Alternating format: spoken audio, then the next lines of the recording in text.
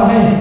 यानी अगर बाप नमाजी है तो बेटा नमाजी होगा, बाप रोजेदार है तो बेटा रोजेदार होगा, बाप इल्म-ए-दोस्त है तो बेटा इल्म-ए-दोस्त होगा, बाप सुखम फहम है तो बेटा सुखम फहम होगा, बाप मोमिन है तो बेटा मोमिन होगा, बाप हाजी है तो बेटा हाजी होगा, बाप मजलिसों में आता है तो बेटा भी मजलिसों में आएगा, बाप अगर ईमानदार है तो बेटा ईमानदार होगा, बाप अगर लायके इस्लाह है तो बेटा लायके इस्लाह होगा।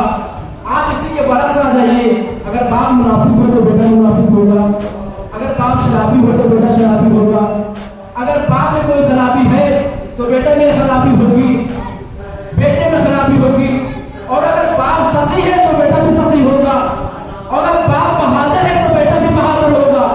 तो अगर किसी को अली की बहादुरी देखनी है, अगर अबू तालिब की बहादुरी देखनी है तो बेटे अली को देखे तो बाप अबू तालिब समझ में आ जाएंगे। एक बात पर मोहम्मद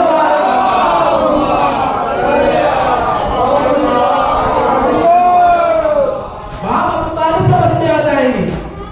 नसबी रिश्तों में कहे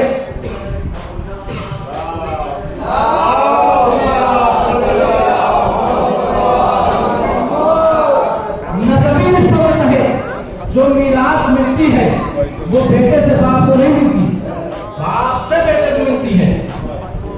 नसबी रिश्तों के तहत जो मीरास मिलती है वो बेटे से बाप को नहीं मिलती, बाप से बेटे को मिलती है।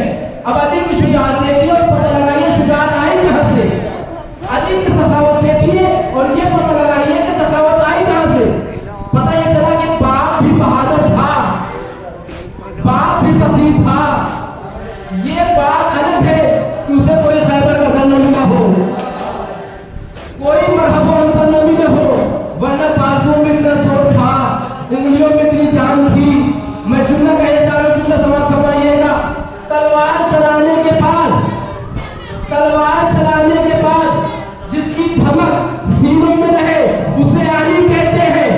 फिर से सुनिए, तलवार चलाने के बाद जिसकी धमक सीनों में रहे उसे अली कहते हैं, और बिना तलवार उठाए पूरा अरब जिसकी बहादुरी के चर्चे करे उसे अबू तालिब कहते हैं।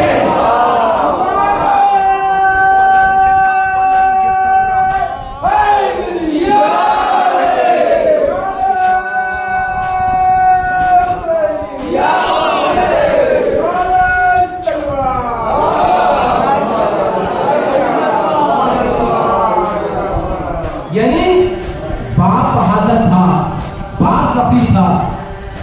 अब आइए, नबी ने इरशाद फरमाया, अल्लाह बेटा अपने बाप की सीरत का आईना होता है।